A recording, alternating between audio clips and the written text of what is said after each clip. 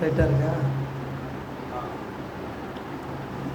தேவனுடைய பரிசுத்த நாமத்திற்கு சகல கனமும் மகிமையும் துதியும் சோத்திரம் புகழும் உண்டாவதாக. நீண்ட இடைவெளிக்கு பின்பு இந்த எம்ஜிஆர் நகர் சபையை சந்திக்க அருமையான ஊழியக்காரர் அழைப்புக்கு இணங்கி இந்த மாலை கூட்டத்தில் தேவனுடைய வார்த்தைகளை உங்களோடு கூட பகிர்ந்து கொள்ளும்படியாக ஆண்டவர் எனக்கு கிருபை கொடுத்தார்.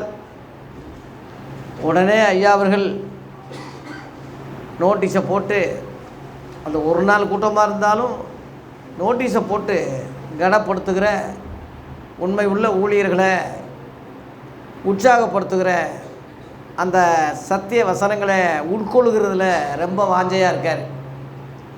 நான் எப்போ சென்னைக்கு வந்தாலும் நேரம் இருந்தால் கண்டிப்பாக எங்கள் மக்களுக்கு நீங்கள் சத்தியம் சொல்லணும், எங்கள் சபைக்கு வரணும்னு சொல்லி ரொம்ப வாஞ்சையாக இருப்பார்.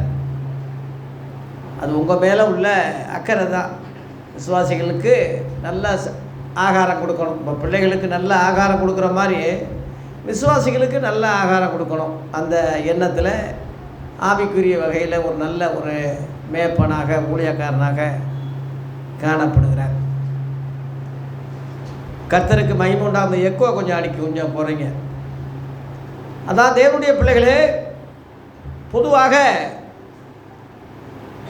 நான் இதிலிருந்து ரட்சிக்கப்பட்டு, விக்கிரகாராதைகள் ரட்சிக்கப்பட்டு, குறி சொல்கிற குடும்பத்திலிருந்து ரட்சிக்கப்பட்டு ஏறக்குறைய 40 ஆண்டுக்கு மேலே கர்த்தருடைய ஊழியத்தை செய்து வருகிறேன். ஆனால் இந்த 40 ஆண்டு காலம் ஆராய்ச்சியிலே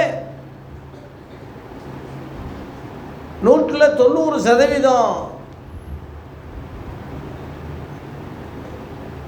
பழைய ஏற்பாட்டையும் புதிய ஏற்பாட்டையும் கொண்டுகிற, ரெண்டையுமே சரிசமமாக எண்ணுகிற, போதிக்கிற ஒரு அவல நிலைமை கிறிஸ்தவத்திலே, மதத்திலே, கிறிஸ்தவங்களிலே காணப்படுகிறது என்பதை நான் அறிந்தேன்.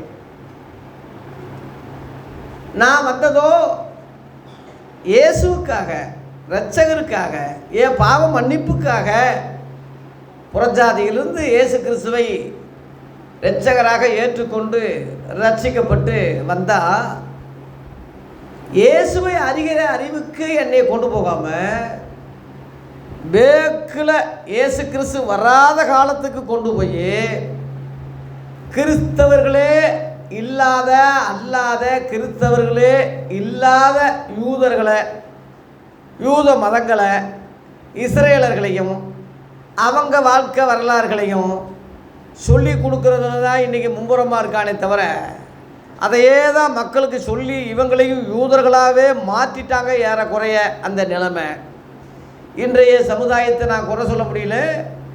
முன்னோர்கள், அவங்க முன்னோர்கள் அப்படியே போனால், முதல்ல அந்த மார்ட்டின் லூத்தர் கிபி 17-16ஆம் நூற்றாண்டில் உள்ள அந்த மார்ட்டின் லூத்தருடைய புரட்சி, போப்பை எதிர்த்து ஜெர்மனியிலே பெரிய ஒரு புரட்சி நடந்தது.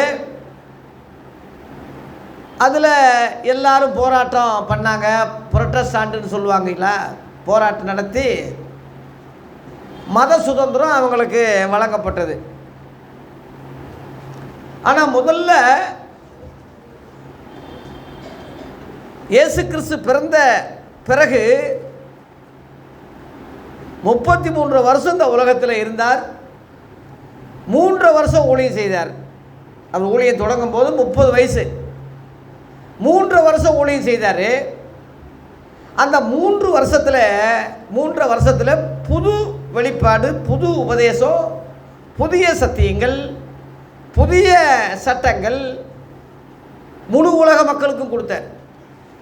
யூதர்களுக்கோட, முழு உலகம் சொல்லும் போது யூதர்களும் அதில் சேர்ந்தவங்க தான். ஆனால் பழைய ஏற்பாடு சட்டங்கள் அப்படி இல்லை. இஸ்ரவேலே கேள், உன் தேவனாகிய கர்த்தர் ஒருவரே கர்த்தர், என்னை என்று உனக்கு வேறு தேவர்கள் இருக்க வேண்டாம்னு சொல்லி யாத்திராகமம் 23 அதிகாரத்தில் நியாயப்பிரமாணம் இஸ்ரேல் ஜனங்களுக்கு தான் கொடுக்கப்பட்டது. ரோமர் 2:14 நியாயப்பிரமாணம் இல்லாத புறஜாதிகள் அப்படின்னு போட்டிருக்கு. புறஜாதிகளுக்கு நியாயப்பிரமாணம் கிடையாது. ஆகவே இஸ்ரேல் மக்களுக்கு மட்டும்தான் கொடுக்கப்பட்டது அந்த 10 கட்டளைகள். இயேசு கிறிஸ்து வராத காலம் அது. பவுல் இதை பற்றி புதிய ஏற்பாட்டில் பவுல் சொல்லும் போது நியாயப்பிரமாணம் நீதிமானுக்கு விதிக்கப்படலைன்னு சொல்கிறான். 1 தீமோத்தேயு 1 அதிகாரத்தில் 8 பார்த்தீங்கன்னா நியாயப்பிரமாணம் நீதிமானுக்கு விதிக்கப்படலை, அயோக்கியர்களுக்கு, அடங்காதவர்களுக்கு, தாய் தகப்பன்மார கீழ் அடிக்கிறவனுக்கு, குலகார பாவிகளுக்கு, விபச்சார ஆளுகளுக்கு, அவங்களுக்கு தான் சொல்லியிருக்கு. நீதிமானுக்கு சொல்கிற விஷயமா? இப்போ நாம் எல்லாம் ரட்சிக்கப்பட்டு கர்த்தருடைய பிள்ளைகளை பரிசுத்தவான்களாக நம்ம ஊழியக்காரங்களாக இருக்கோம். நம்மக்கிட்ட நீங்கள் குடிக்கக்கூடாது, சாராயம் குடிக்கக்கூடாது, நீங்கள் மதுபானம் குடிக்கக்கூடாது, இங்கே கஞ்சா குடிக்கக்கூடாதுன்னா நமக்கு பொருந்துமா? அது நமக்கு பொருந்தாது. இங்கே எச்சில் துப்பாதீங்கன்னு ஒரு சில இடங்களில் எழுதியிருப்பாங்க. யாருக்கு? கண்ட இடத்துல துப்புறவனுக்கு தான் அது, எல்லாருக்கும் கிடையாது. புகை பிடிக்கக்கூடாது சில இடங்களில் எழுதியிருப்பாங்க. சீரட்டு குடிக்கிறவனுக்கு தானே அது, குடிக்காதவனுக்கு பொருந்துமா? அது மாதிரி கொலை செய்யாதிருப்பாயாக, யார்? கொலைகாரனுக்கு தான். விபச்சாரம் செய்யாதிருப்பாயாக, விபச்சாரக்காரனுக்கு தான். பொய் சாட்சி சொல்லாதிருப்பாயாக, பிறர் மனைவியை இச்சையாதிருப்பாயாக. நீதிமானுக்கு சொல்கிற வார்த்தையாது? அதான் பவுல் சொல்கிறான். நியாயப்பிரமாணம் நீதிமானுக்கு விதிக்கப்படலை. ஆகவே இந்த உலகத்தில் எடுத்துக்கிட்டால் ஒருத்தன் கூட நீதிமான் கிடையாதுன்னு இருக்கு. ஒருத்தன் கூட நீதிமான் கிடையாது.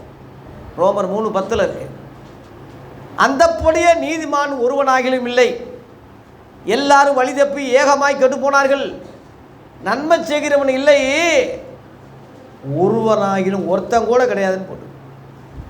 ஏன்னா முதல் மனிதன் ஆதாம் டு ஜீசஸ், ஆதாம் டு ஆதாம், 2ஆம் ஆதாம் இயேசு. ஆதாம் பாவம் செய்யும் போது, கீழ்ப்படியாகும் போது அவன் அந்த இனம் முழுவதும் அப்படியே போயிடுச்சு. இயேசு கிறிஸ்து உலக இரட்சகராக உலகத்தின் பாவங்களை சுமந்து தீர்த்த ஆட்டுக்குட்டியாக தன்னையே பலியிட்டு தன்னுடைய சொந்த இரத்தத்தினாலே பாவ மோசனம் செய்ததுனாலே இவராலே, இந்த இரத்தத்தினாலே நீதிமான ஆக்கப்படுறாங்க. லேலுயா. ரோமர் 5 அதிகாரத்தில் 19 பார்த்தீங்கன்னா, ஒருவனுடைய கீழ்ப்படியாமையினாலே அநேகர் பாவிகளாக்கப்பட்டது போல ஒருவருடைய கீழ்ப்படிதனாலே அநேகர் நீதிமான்களாக்கப்படுகிறார்கள். லேலுயா. எப்படி நீதிமான் ஆகுறாங்க? 5 அதிகாரம் 1ஆம் வசனத்தில் ரோமரில் விசுவாசத்தினாலே நீதிமான் ஆகுறாங்க.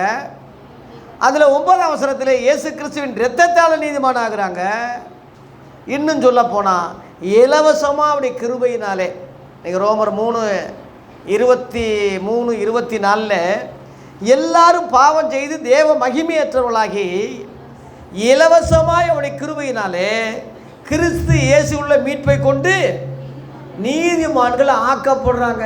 இவன் நீதிமான் அல்ல, ஆக்கப்படுறான் இலவசமாக, ஃப்ரீ. லேலுயா. இப்படித்தான் புதிய ஏற்பாட்டில் இயேசு கிறிஸ்துவை தேவகுமார்னு விசுவாசிக்கிறவங்களுக்கு அந்த பாக்கியம், அந்த நீதி, அந்த பரிசுத்தம் கிடைக்குதே தவிர முழு உலக மக்களும் அதை அனுபவிக்கலாம், அதை செய்யலாம். அது யூதன் என்றும் இல்லை, கிரேக்கன் என்றும் இல்லை, ஆண் என்றும் இல்லை, பெண் என்றும் இல்லை. விசுவாசிக்கிற எல்லாருக்கும் இயேசு கிறிஸ்து இரட்சகராக இருக்கிறாரு,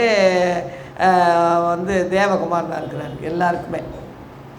ஏன்னா 1 யோவான் 2 அதிகாரம் 2ஆம் வசனத்தில் நம்முடைய பாவங்களை நிவர்த்தி செய்கிற கிருபாதார பலி அவரே, நம்முடைய பாவங்களை மாத்திரமல்ல சர்வலோகத்தின் பாவங்களை நிவர்த்தி செய்கிற பலியாயிருக்கிறார்.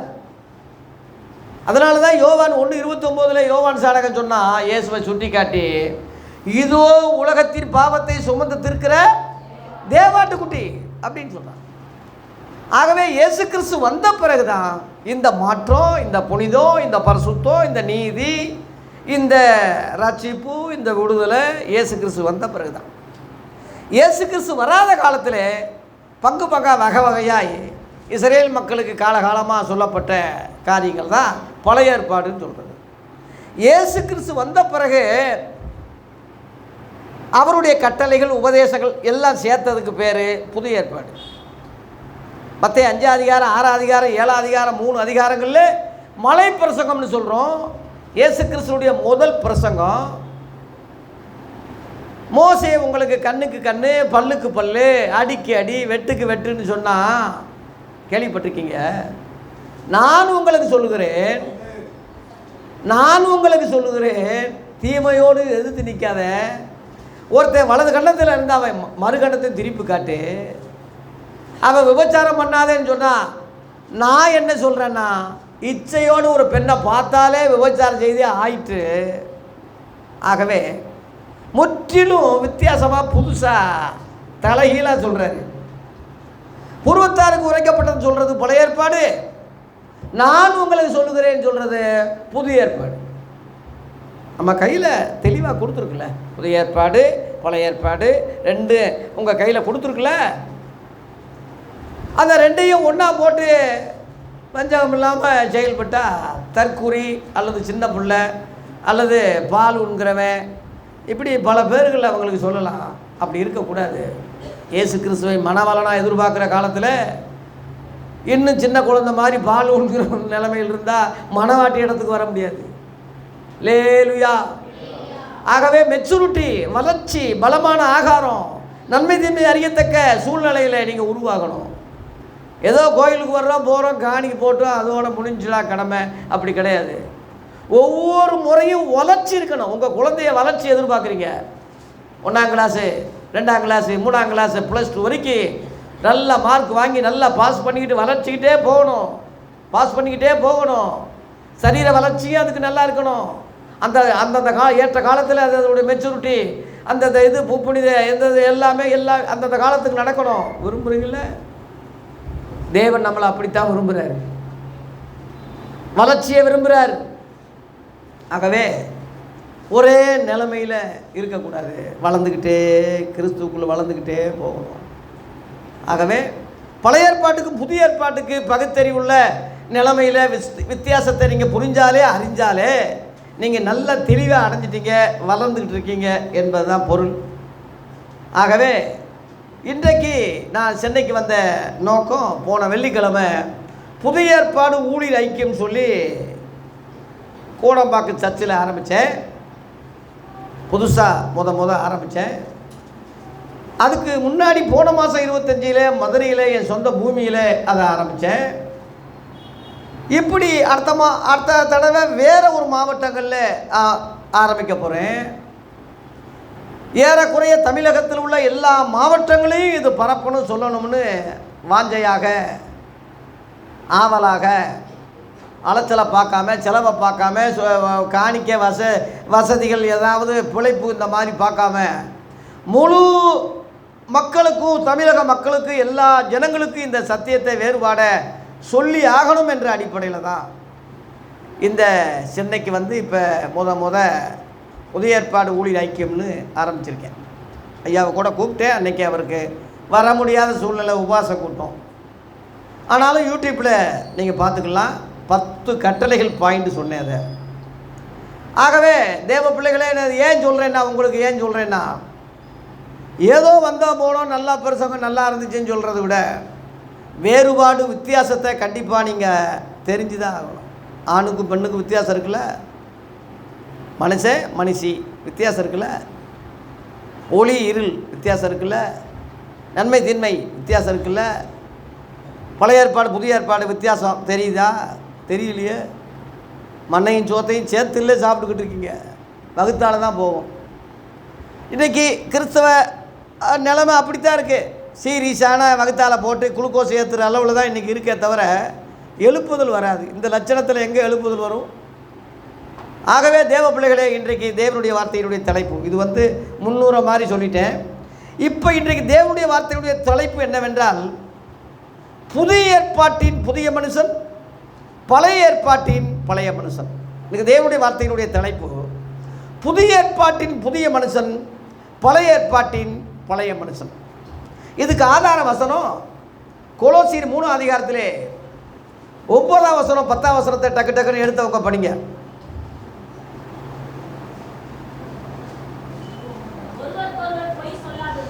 ஒருவருக்கொருவர் பொய் சொல்லாதிருங்கள். கவனிங்க, பழைய மனுஷனையும் அவன் செயல்களையும் களைஞ்சு போட்டுருங்க. தன்னை சிருஷ்டித்தவருடைய சாயலுக்கு ஒப்பாய் பூரண அறிவு, பூரணம் என்ற வார்த்தையை கவனிங்க, முழு வளர்ச்சி அடையும்படி புதிதாக்கப்பட்ட புதிய மனுஷனை தரித்து கொண்டீர்களே. அல்லேலூயா. புதிய மனுஷன் புதிய ஏற்பாடு, பழைய மனுஷன் பழைய ஏற்பாடு. புரிஞ்சுக்க, உங்களை ரொம்ப எளிய முறையில் விளங்குற மாதிரி சொல்கிறேன். புதிய மனுஷன் புதிய ஏற்பாடு, பழைய மனுஷன் பழைய ஏற்பாடு. இது எப்படி உங்களுக்கு விளக்குறேன், எதை வச்சு சொல்கிறேன், சில காரியங்களை உங்களுக்கு சுட்டி காட்டுறேன். 4 பாயிண்ட் சொல்ல போகிறேன், அதுக்கு மேலே சொல்ல மாட்டேன், நேரம் இல்லை. ஆகவே முதல் பாயிண்ட் என்னென்னா, புதிய மனுஷனுடைய முதல் பாயிண்ட் என்னென்னா, ஆண்டவராகிய இயேசு கிறிஸ்து தான் இந்த உலகத்திலே ஆதாமிலிருந்து எடுத்துக்கிட்டால் இவர் 2ஆம் ஆதாம் என்று வானத்திலிருந்து வந்த மனுஷன்னு சொல்லப்பட்டிருக்கு. 1 கொரிந்தியரில் 15 அதிகாரத்தில் போட்டிருக்கு இல்லையா? 45 பார்த்தீங்கன்னா, முந்தின மனுஷன் மண்ணானவன், பிந்தின மனுஷன் வானத்திலிருந்து வந்த கர்த்தர் அப்படியே போட்டிருக்கு. ரெண்டு பேரையும் மனுஷன்னு தான் சொல்லியிருக்கேன். ஆகவே முந்தின மனுஷன் பழைய ஏற்பாடு, பிந்தின மனுஷன் வானத்திலிருந்து வந்தவர் புதிய ஏற்பாடு. இந்த புதிய ஏற்பாடு மனுஷன் என்ன சொல்கிறாரு? மத்தேயு 5 அதிகாரத்தில் 28, 29 ஏற்கனவே உங்களுக்கு சொன்னேன், படிங்க, இன்னொரு முறை படிங்க. இயேசு கிறிஸ்து வாயை திறந்து பிரசங்கமே அதான். படிங்க. நான் உங்களுக்கு சொல்லுகிறேன், ஒரு சிறிய இச்சையோடு பார்க்கிற எவனும் தன் இருதயத்தில் அவளோடு விபச்சாரம் செய்து ஆயிற்றேன்னு சொல்றாரு. சரீரத்தில் செஞ்சாதான் விபச்சாரம் இல்லை, நீ கெட்ட எண்ணத்தோடு நீ உள்ளத்திலேயே நீ என்ஜாய் பண்ணி உள்ளத்திலேயே கற்பனை பண்ணி உள்ளத்திலேயே நீ யோசிக்கும் போது செய்யும் போது கற்பனை பண்ணும் போது கதை முடிஞ்சிடான்னு சொல்ற. நீ விபச்சாரம் தான் சொல்ற. இச்சையோடு போய் பார்க்கறது வேற, இச்சையோடு பார்க்கறது வேற. உன் அம்மாவை எப்படி பார்க்குற, உன் அக்காவை எப்படி பார்க்குற, உன் தங்கச்சியை எப்படி பார்க்குற, அந்த பார்வை வேற. இச்சையோடு பார்க்கறது அது வேற, இச்சையோடு பார்க்கறது வேற. ஆகவே புதிய மனுஷனாகிய இயேசு கிறிஸ்து மனசகுமார் என்று அடிக்கடி அழைக்கப்படுறாரு. இந்த புதிய மனுஷனை நம்ம தரிக்கணும்னா, இந்த இயேசு கிறிஸ்துவை தரிக்கணும்னா, நாமளும் இயேசுவை போல புதிய மனுஷனாக மாறுவோம். அல்லேலூயா.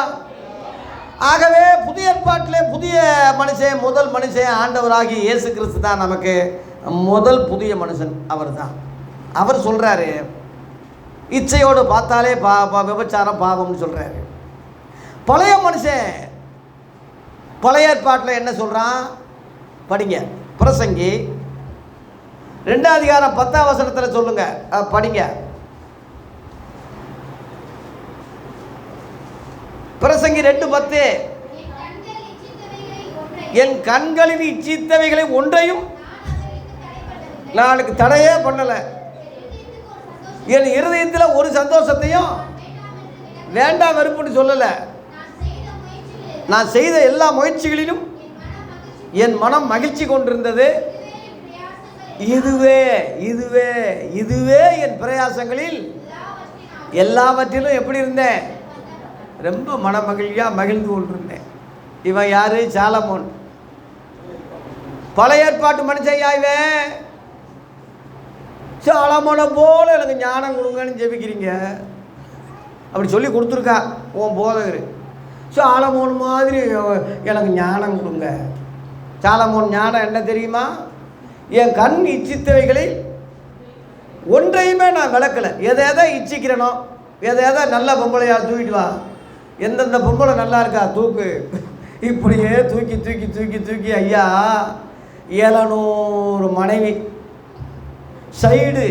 சைடு பிசினஸ்ஸு 300 ஒப்பாட்டி, மொத்தம் எத்தனை மனுஷனாடா இவன்? புராணங்களில் 60,000 மனைவிகள் இருந்ததாக ராமர் அப்பாவை சொல்லுவாங்க. அது இருக்கட்டும் புராணங்கள்ல. ஆனால் இங்கே நம்ம புராணம்ல இப்போ இதாக இருக்குது. நம்ம வீட்டில் உள்ள குப்பையெல்லாம் முதல்ல கூட்டணும், வெளியில் உள்ள வீதியில் உள்ள குப்பையை அப்புறம் கூட்டுவோம். நம்ம வீட்டில் இவ்வளோ குப்பையை வச்சுக்கிட்டு ஒன்றும் காணாமல் நல்ல நீ 1000 குப்பையை வச்சுக்கிட்டு நீ பாடி இருந்தாதே என்ன வீடு அது? அது இலங்காரம். ஆகவே சாலமோன் மகாராஜா அடேங்கப்பா பெரிய அறிவாளி ராஜ்ய, ரொம்ப அறிவாளி அவன். 1000 மனைவியை கட்டிட்டு என்ன சொல்கிறான்? பிரசங்கி 7:29 எல்லாருக்குள்ளும் இவர்கள் எல்லா 1000ங்களுக்குள்ளே ஒரு புருஷனை கண்டேன், இவர்களுக்குள்ள என்ன செய்யல? ஒரு ஸ்திரியை நான் காணவில்லை. ஒருத்தியை கட்டியே சாமியாரா போகிற காலத்தில் 1000 மனைவியை கட்டினா எப்படி உண்மையாக இருப்பாங்க?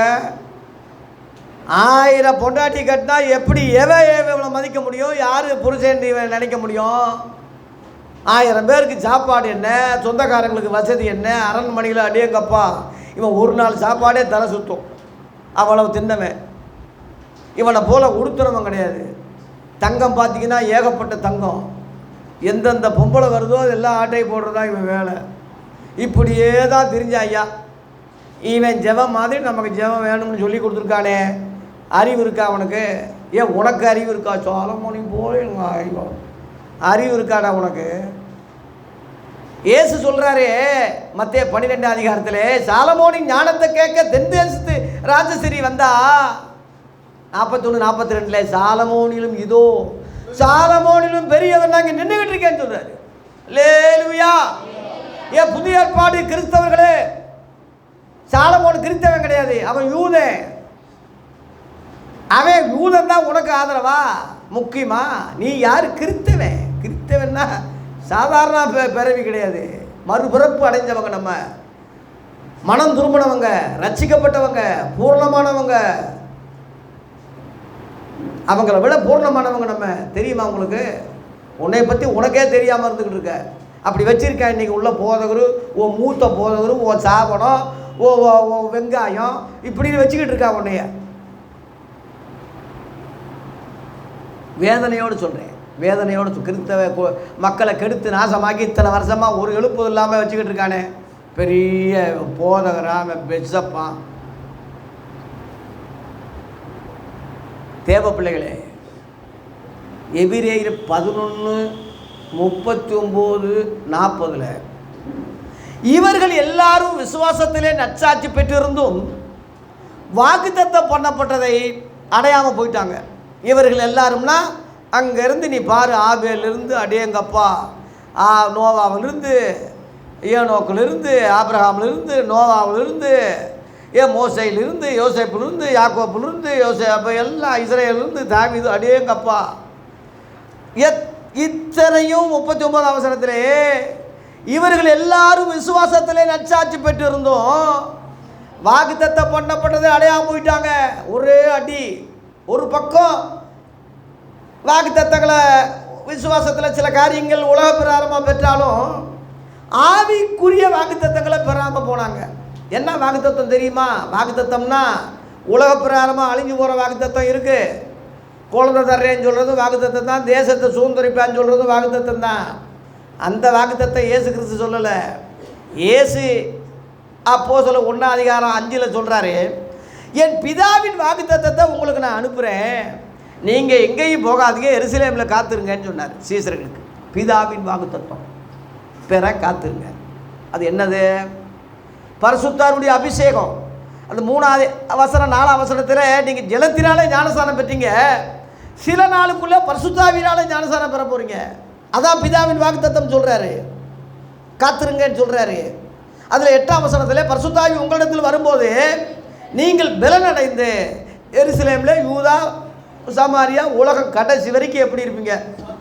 இங்கே இந்த வசனம் போட்டிருக்கு, சாட்சியாக இருக்குது. அருமையான ஒரு, எப்போ பார்த்தாலும் இது மாற்றாமல் இருக்கார், இது மாற்றிக்கிட்டே இருக்கார், இது மாற்றாமல் இருக்கார். சாட்சி முக்கியம், காட்சி அல்ல, சாட்சி முக்கியம். லேலுயா, காட்சி அல்ல.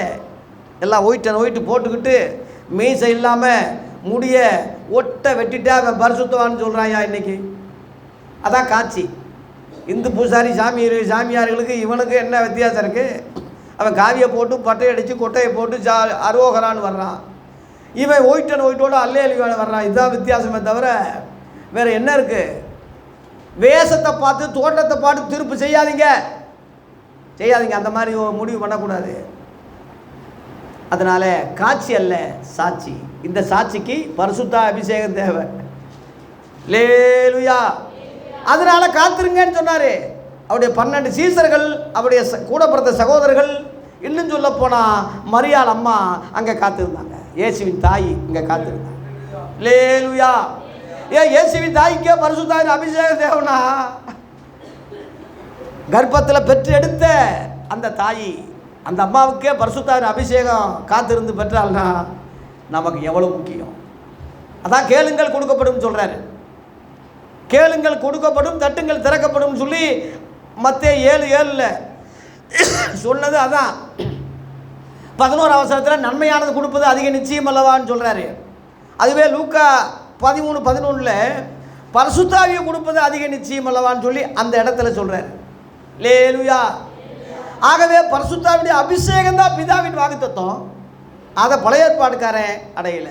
கவனிங்க, அபிஷேகம் இல்லாதவன், ஏன் ஞானஸ்தானமே பெறாதவன், ஏன் மனம் திரும்பாதவன், அவன் மறுபிறப்பு அடையாதவன், இன்னும் சொல்ல போனால் கிறிஸ்தவரே இல்லாதவன், அவன் தான் உனக்கு கோல் மாடலா, அவன் தான் முன்மாதிரியா, அவனை தான் வந்து பின்பற்றுவியா நீயே? சிம்சோனை போல பலன் தாரும், சிம்சோனை போல வந்து வாலிபர்கள் செயல்படணும். வெக்கம் இல்லாமல் சொல்கிறானே. வேசியே கெதின்னு இருந்தவன், அம்மா அப்பா பேச்சு கேட்காம போனவன், நிறைய வயலில் விட்டு தானியத்தை கெடுத்தவன், கடைசியில் சாகும்போது 3000 பேரை கொண்டுட்டு செத்தவன்,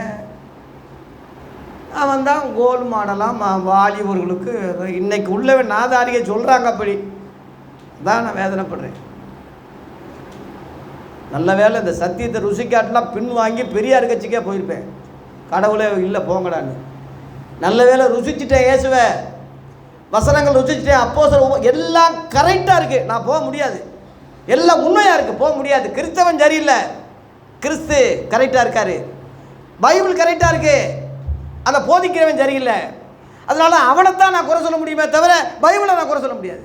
பைபிளை விட்டு நான் போக முடியாது. சத்தியத்தை விட்டு எங்கே போவோம்? பேதுரு சொன்னான், யாரிடத்துல போவோம்? நித்திய ஜீவசனங்கள்லாம் உம்மிடத்தில் உண்டு.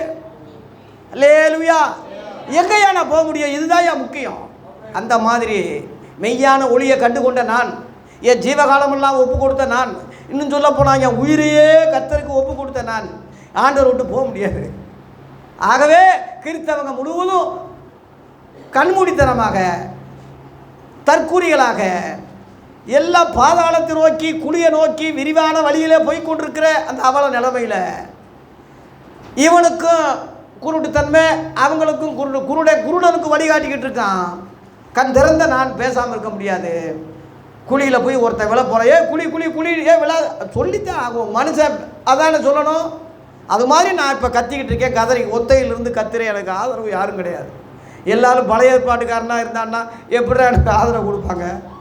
நல்ல வேலை இவர் பென்னி பாஸ்டரு எந்த சபைக்கு போனாலும் அடுத்த முறை என்னை கூப்பிட மாட்டாங்க. இப்படி பேசுனா எவன் கூப்பிடுவான்? ஆனால் இவர் தொடர்ந்து கூப்பிட்டுக்கிட்டு இருக்காருனா ஆச்சரியப்படுறேன். இப்படி ஒரு பென்னி, இப்படி ஒரு பாஸ்டர் இருக்காரா நாட்டில்? இப்படிப்பட்ட ஒரு ஊழியக்காரர் புரிஞ்சு இப்போ அறிஞ்சதுனால தான் என்னை கூப்பிட்றாரு, உள்வாங்கிட்டாரு. ஓகே, பரவாயில்ல, சந்தோஷம். இப்படி இவரை குறித்து சந்தோஷப்படுறேன். அல்லேலூயா. அதுபோல் என்னை திரும்ப திரும்ப திரும்ப திரும்ப கூப்பிடுறவன் முழுவதும் கரெக்டாக புரிஞ்சிருக்கா, உள்வாங்கிட்டான், கரெக்டாக தெரிஞ்சிட்டான்னு அர்த்தம். ஆனாலும் முழுசாக தெரிஞ்சிட்டான்னு சொல்ல முடியாது. தெரியணும், முழுசாக வரணும், நல்லா வளரணும், நல்லா வளர்ந்துக்கிட்டே இருக்கணும். இல்லாட்டினா பழைய ஏற்பாடு வசனம் போடுவாரா? அப்போஸ்தலர் 2:42 போடுங்க தயவு செய்து. அடுத்து அவர்கள் அப்போஸ்தல உபதேசத்துலையும் அந்நிய உண்ணியத்திலையும் அப்பம் பிக்குதலையும் ஜெபம் பண்ணுதலையும் உறுதியாக இருந்தார்கள். அதான் கிறிஸ்தவ உபதேசம். சகல ஜாதிகளையும் சீசராக்குங்கன்னு சொன்னார். சீசர்களுக்குள்ள ஜாதி இல்லை. சகல ஜாதிகளையும் சீசராக்குங்கன்னு சொன்னார். நான் கட்டளையிட்ட யாவையும் கை கொள்ளும்படி அவங்களுக்கு உபதேசம் பண்ணுங்கன்னு சொன்னார். அந்த சீசர்களுக்கு தாயா முத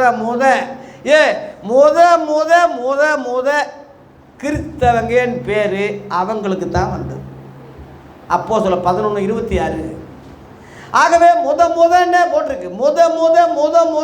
பழைய ஏற்பாட்டுக்காரன் கிடையாது, புதிய ஏற்பாட்டுக்காரன் தாயா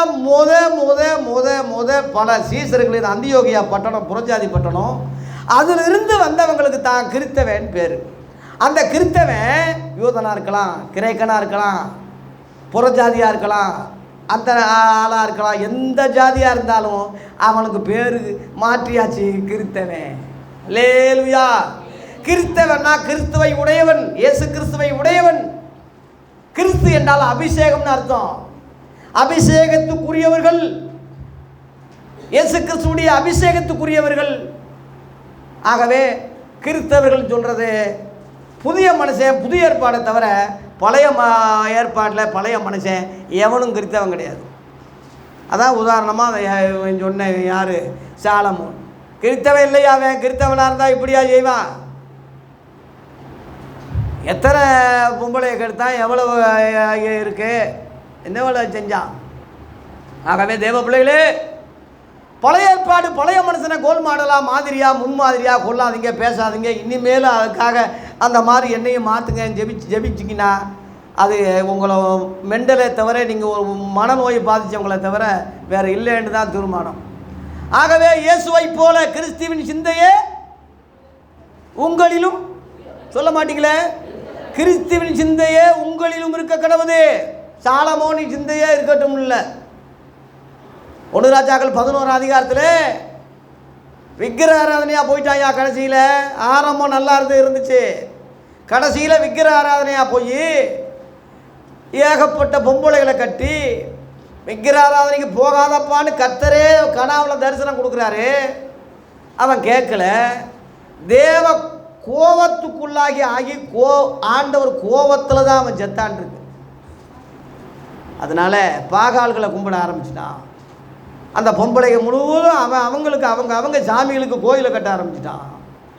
ஏவ பிள்ளைகளே, பழைய மனுஷனை கலைஞ்சு போடுங்க, பழைய ஏற்பாடை கலைஞ்சு போடுங்க, புதிய ஏற்பாடை தரித்து கொள்ளுங்க, புதிய மனுஷன் இயேசுவை தரித்து கொள்ளுங்க. அல்லேலூயா. முதல் பாயிண்ட் சொல்லிட்டேன்.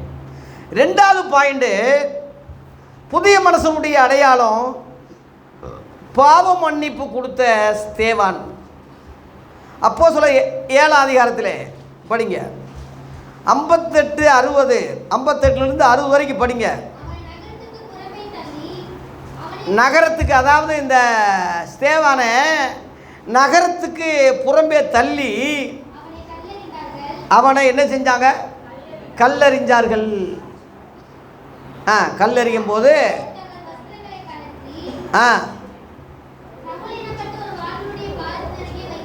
அவன் தான் பவுல். பின்னாடி பவுலாக மாறினான்லே ஊழியக்காரன், அவன் தான் முதல் சவுலாக இருந்தான். அவன் தான் சாட்சி, அந்த கொலைக்கு உடந்தையாக இருந்தான். அப்புறம் அவன் சொல்கிறான், கர்த்தராகி இயேசுவே என் ஆவியை ஏற்றுக்கொள்ளும்.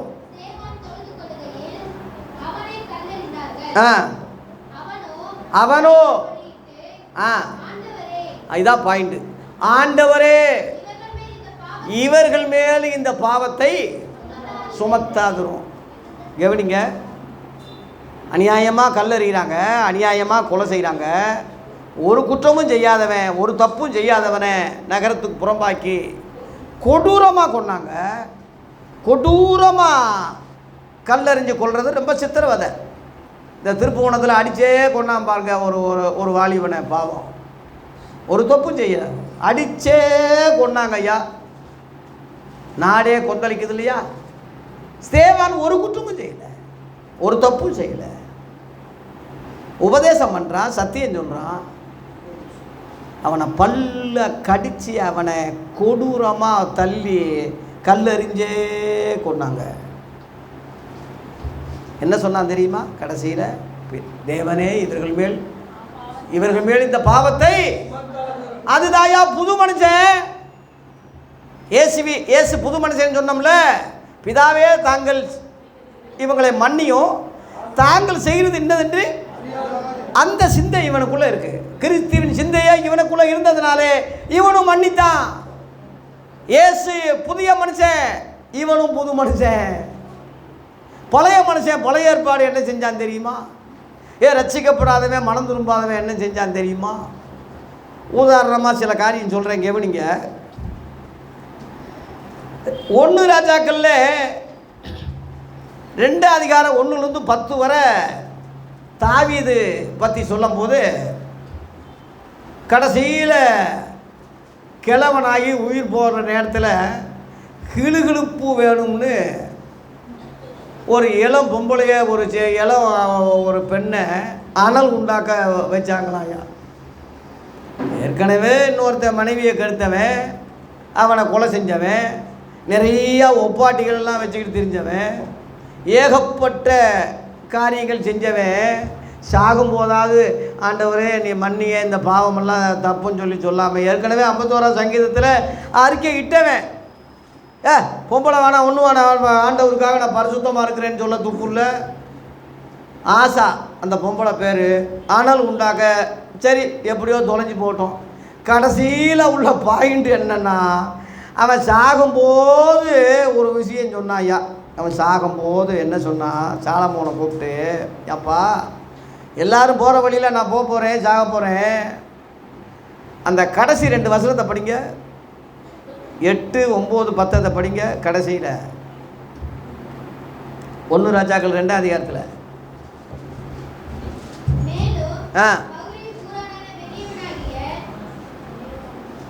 அதில் 9ஆம் வசனம் படிப்பான்.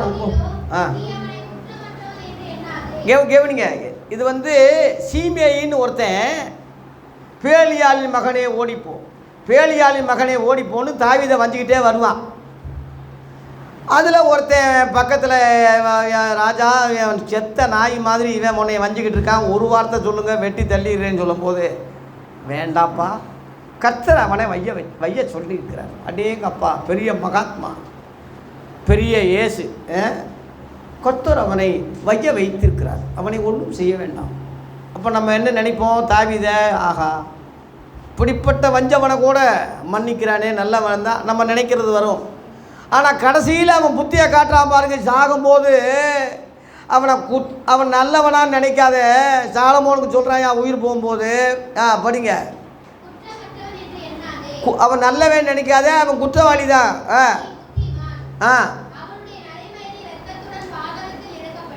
நரமயிர இரத்தத்தோட பாதாளத்தில் இறக்கிரு.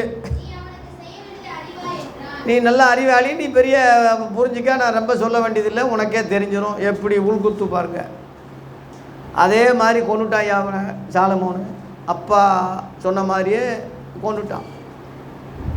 தாவீதுக்கு அந்த மன்னிப்பு குணம் வரல, மன்னிப்பு என்ன வரல. உயிர் போகும்போது கூட அவனை கொல்றான்னு தான் சத்தியம் வச்சுட்டு சாகுறான். இவர் குமாரனா இயேசு, தாவீதின் குமாரன்னு தெரியாமல் சொல்கிறாங்க. இயேசு வந்து அதை ஏற்றுக்கிறல. தாவீது வம்சத்தில் இயேசு வந்ததுனால தாவீதின் குமாரன்னு யூதர்கள் அழைச்சாங்க. இயேசு அதை சொல்லலை, இயேசு அதை அங்கீகரிக்கலை. மற்ற 22 அதிகாரத்தில் 39 பார்த்தீங்கன்னா, பரிசேய சதுசேயர்கிட்ட இயேசுவே வாய் இழுக்கிறாரு, வம்பு இழுக்கிறாரு.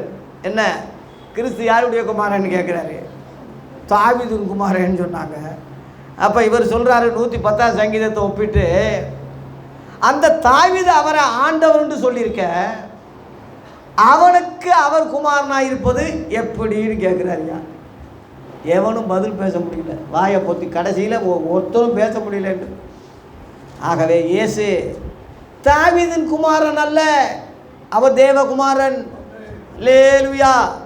மாம்சத்தின்படி ஒருவேளை வந்திருந்தாலும் ஆவிக்குரியபடி இனிமேல் இயேசுவை நாங்கள் அப்படி நினைக்க மாட்டோம்னு பவுல் சொல்கிறான். 2 கொரிந்தியர் 5 அதிகாரத்திலே 16ஆம் வசனத்தை படிங்க. 2 கொரிந்தியர்ல 5:16.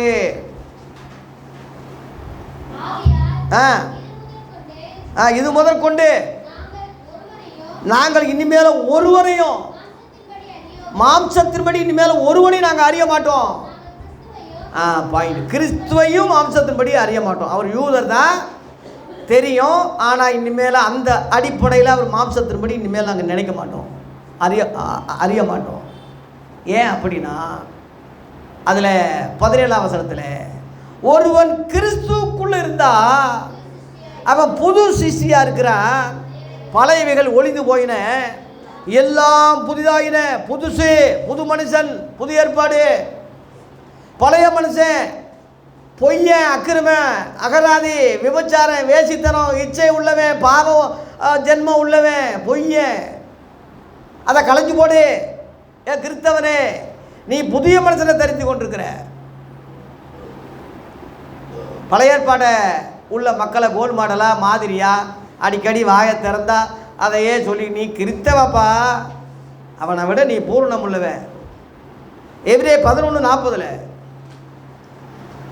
அவர்கள் நம்மை எல்லாமலும் பூரணராகாதபடி விசேஷித்த நன்மையானதொன்றை தேவன் நமக்காக முன்னதாகவே நியமித்தார். அல்லேலூயா. எவர்கள்? நம்மைன்னா யாரு? எவர்கள்னா அவர்கள் யாரு? இதாயா பகுத்தறிவு, இதாயா போதனை, இதாயா ஊழியக்காரன், அதுக்கு தாண்டா இருக்கா? அவர்கள் நம்மை அல்லாமல், அவர்கள்லாம் பழைய ஏற்பாட்டுக்காரன். நீங்கள் 1ஆம் வசனத்திலிருந்து அப்படியே பட்டியல் பாருங்கள், அத்தனை பெரிய பெரிய பெரிய தலைகள்லாம் வருதுல்ல. அவர்கள் நம்மைன்னா கிறிஸ்தவன். கிறிஸ்தவனை விட அவன் யார் இல்லை? சொல்லுங்கள். ஊமப்படாரியாக இருந்தீங்கன்னா இப்போ எப்படி நீங்கள் வந்து பரலோகத்துக்கு போக முடியும்? எப்படி சத்தியத்தை அறிய முடியும்? பேசாமல் ஒருத்தன் கல்யாண வீட்டில் வஸ்திரம், கல்யாண வஸ்திரம் எங்கே பேசாமல் இருந்தான், அவன் கையும் காலும் கட்டி வெளியே போடு. பதில் பேசுங்க. அவர்கள் நம்மை எல்லாமலும் பூரணராகாதபடி இங்கே போட்டிருக்கு. பழைய ஏற்பாட்டுக்காரங்கள் கிறிஸ்தவங்களை விட யார் இல்லை? அப்படி சொல்லுங்கள். பூரணர்கள் இல்லை. நம்மை விட பூர்ணம் இல்லாதவன் உனக்கு மாடலா, கோல் மாடலா, வழிகாட்டியா, உனக்கு அவன் முன்மாதிரியா? அப்படி எண்ணலாமா? அப்படி போதிக்கலாமா? அப்படி தானே போதிச்சுக்கிட்டு இருக்கா இன்றைக்கி. அது நியாயமா? எண்ணி பாருங்க கிறிஸ்தவர்களே. அந்த விசுவாசம் வேற. அதில் 12ஆம் அதிகாரத்தில் எபிரேயர் 12ஆம் அதிகாரத்தில் புதுசாக இயேசு வந்து தொடங்குறாரு. இந்த விசுவாசம் வேற. மேகம் போன்ற 12:1 மேகம் போன்ற இத்தனை திரளான சாட்சிகள் நம்மை சூழ்ந்து கொண்டு இருக்க, பாரமான யாவற்றையும் நம்மை சுற்றி நெருக்கிற பாவத்தையும் தள்ளிவிட்டு, அதான் பாயிண்ட். விசுவாசத்தை துவக்கிறவரும் இயேசு. பழைய ஏற்பாட்டை வராதனால பழைய ஏற்பாட்டை இயேசு விசுவாசம் தொடங்கலை. புதிய ஏற்பாட்டில் இயேசு விசுவாசம் தொடங்குறாரு, அது முடிக்கிறார். ஆகவே பழைய ஏற்பாட்டு விசுவாசம் வேற, புதிய ஏற்பாட்டு விசுவாசம் வேற. அந்த விசுவாசம் பொதுவானது, நம்பப்படும் உறுதி, காணப்படாத நிச்சயம்.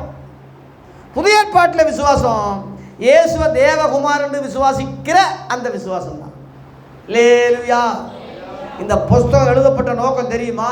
ஒவ்வொரு புஸ்தகம் எழுதுனதுக்கு ஒரு நோக்கம் இருக்குல்ல. அதுபோல் இப்போ 4 சுவிசேஷம் எழுதுனதுக்கு நோக்கம் தெரியுமா?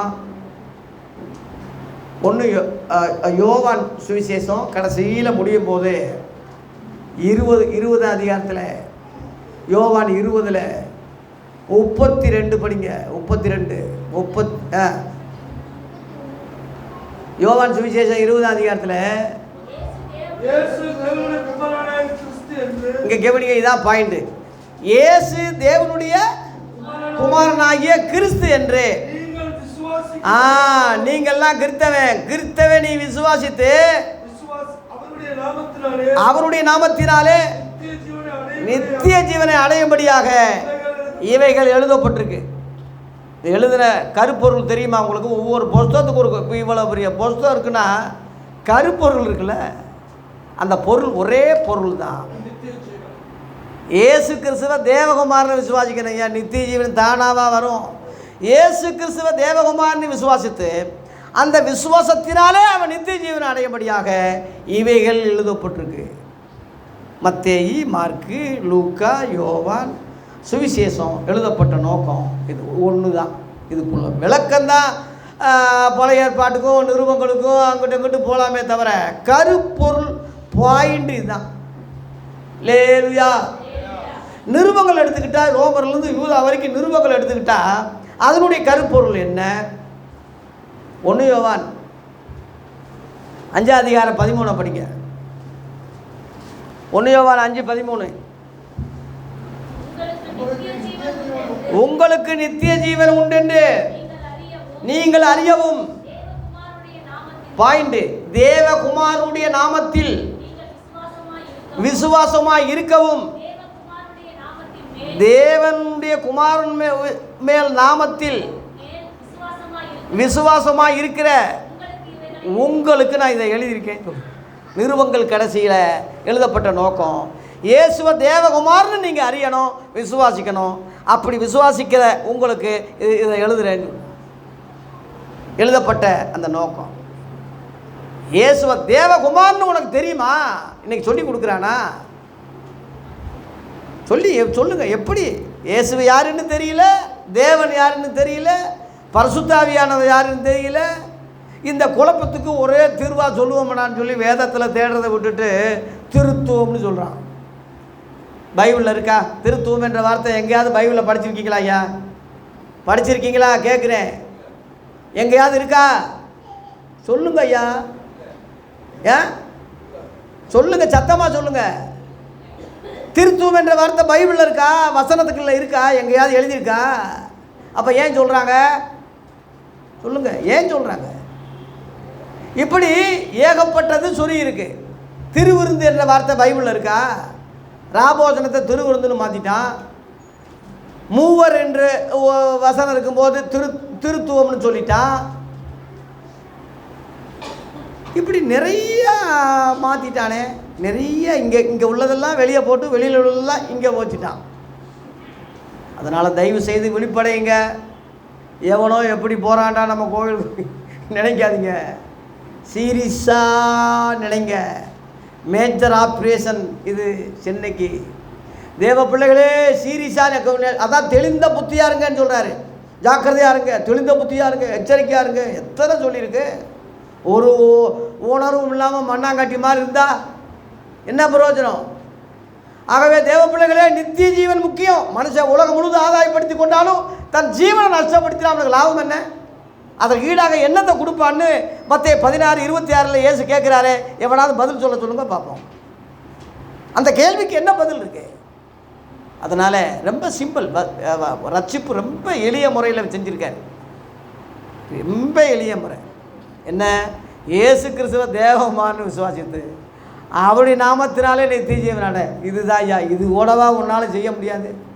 சமைச்சு எல்லாம் வச்சா எடுத்து திங்கிறதுக்கு என்ன? 2 சோம்பேறிக்கை சொன்னாங்களாம். ஒரு மிஷின் அமுக்கின உடனே, ஒரு பட்டன் அமுக்கின உடனே டக்குன்னு காய்கறிகளை அதுவாக வெட்டி அதுவாக சோறு பொங்கி டக்குன்னு டேபிளில் வந்தால் எப்படி இருக்கும்? ஒரு சோம்பேறி சொல்லிச்சான், பட்டன் அமுக்குறது யாரு? எந்திரிச்சு போய் அமுக்கணும்ல, அது யாரு? எப்படி? சோம்பேறிகளுக்கெல்லாம் தலைவர். அந்த மாதிரி நோகாமல் நொங்கு திங்கிற மாதிரி இருக்கக்கூடாது. அவ்வளோ விலையேற பெற்ற ரட்சிப்பு. கவலையற்று இருப்போமானால் தண்டனைக்கு எப்படி தப்பித்து கொள்வோம்னு போட்டிருக்கு. கவலைப்படுங்க. இந்த ஆவிக்குரிய காரியங்களை கவலைப்படுங்க. இப்போ நான் சொல்கிறதெல்லாம் பொய்யா நிஜமா நல்லா பகுத்தறிஞ்சு பாரு. காசுக்கு ஆசைப்படுறவன் இப்படி பேசுவானா? இன்னொரு முறை கூப்பிடணும்னு நினைக்கிறவன் இப்படி பேசுவானா? உங்களை பிரியப்படுத்துகிறவன் இப்படி பேசுவானா? மக்களை பெரிய கூட்டத்தை சேர்க்கணும், நான் வளர்க்கணும்னா இப்படி பேசுவானா? என்னை எண்ணிப்பார். காசுக்காக பணத்துக்காக நான் வந்தவன் கிடையாது. தேவன் என்னை மதுரையிலேருந்து கூட்டி வந்திருக்காருன்னா உங்களுக்காக தான். இந்த சத்தியம் சொல்கிறதுக்கு தான். லேலுயா. அந்த காலத்தில் 1ஆம் நூற்றாண்டில் அந்த பவுல் எழுப்புன மாதிரி கடைசி காலத்தில் இந்த குட்டி பவுலை எழுப்பி மதுரையிலேருந்து கூப்பிட்டு சொல்ல வச்சுக்கிட்டு இருக்காரு. எனக்குன்னு இந்த உலகத்தில் ஒன்றும் கிடையாது. கிறிஸ்து எனக்கு ஜீவன், சாகும் எனக்கு ஆதாயம். சாகும்போது கூட பழி வாங்கிதாயா செத்தான். தாவீது. அதனால் தாவீதை ஒரு பக்கம் தான் சொல்கிறானே தவிர மறுபக்கம் ரொம்ப டேஞ்சர். அதனால் தாவீதை சொன்னாலே கோபம் வருது இவனுக்கு. அவன் யூதன் கூட பேசாமல் இருப்பான் போட்டுருக்கு. இவன் புறஜாதியிலேருந்து வந்த இவனுக்கு தாவீதுன்னு சொன்னால் உனக்கு எதுக்கடா கோபம் வருது? இன்னொருத்தன் மனைவியை எதுக்கு கெடுக்கிறான்? இவன் நினச்சா அந்த புறத்தில் 1000 மனைவியை ஆட்டையை போடலாமே. இன்னொருத்தன் அதுவும் உரியா ரொம்ப உத்தம நல்லவன் உண்மையாக இருக்கான். அவன் கையிலேயே சீட்டை எழுதி இவன் ரொம்ப யுத்தம் வரும்போது தள்ளி விட்ருங்க வெளியே அவன் கையிலேயே எழுதி கொடுக்குறாயா. அவன் எடுத்து கூட படிக்கலை பாவம், அவ்வளவு நல்லவன்.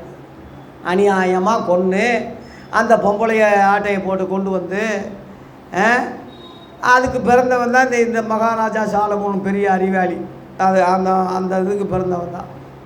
இவன் எப்படிடா நல்லவனாக இருப்பான்? இவன் எப்படி நம்ம முன்மாதிரியாக இருப்பான்? அதனால தான் ஏன் சொல்கிறாரு, சாலமோனிலும் பெரியவர் நான் தான், என்னை கேளுங்கன்னு சொல்கிறார். லேலுயா. தாவீதை பின்பற்றாதே, கடைசி வரைக்கும் அவன் பழி வாங்கி கொள்ளுங்கன்னு தான் செத்தான். நமக்கு பழி வாங்குகிற குணம் இருக்குது. பழி வாங்குதல் கர்த்தருக்குரியது. கோபாக்கினிக்கு இடம் கொடுங்கன்னு இருக்கு புதிய ஏற்பாட்டு உபதேசம். சேவான் எப்படி மன்னிச்சான் பார்த்தீங்களா? ஏசு எப்படி மன்னிச்சார்? நீங்களும் நானும் மன்னிக்கப்பட்டதுனால தான் இன்றைக்கி உயிரோடு அலைஞ்சிக்கிட்டு இருக்கோம். தேவனை இறுக்கி பிடிச்சாருன்னா ஒருத்தரும் பரலவும் போக முடியாது. லேலுயா. காஞ்சிபுரம் கோர்ட்டில் நேற்று நடந்த நிகழ்ச்சி, பிரியாணி ஆசைப்பட்டு ஒரு 2 பிள்ளைகளை கதற விஷம் கொடுத்து கொண்டு இப்போவும் உணர்வு இல்லாமல் ஒரு பொம்பளை இருக்குன்னா அந்த நீதிபதி சொல்கிறாரு, தூக்கில் போடலாம்னு தான் இருந்தேன், ஆனால் காந்தி தேசமாக போயிடுச்சு.